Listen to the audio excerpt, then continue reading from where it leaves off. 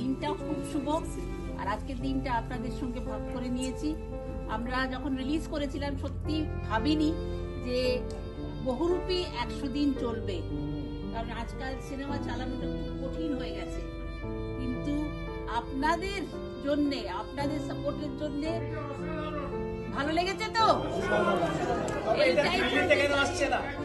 আমি দিল্লি থেকে এসেছি, এসে আমি খুঁজে এই শোটা থেকে দেখতে এসেছি আপনারই অফিস থেকে। থ্যাংক ইউ, অজস্র ধন্যবাদ।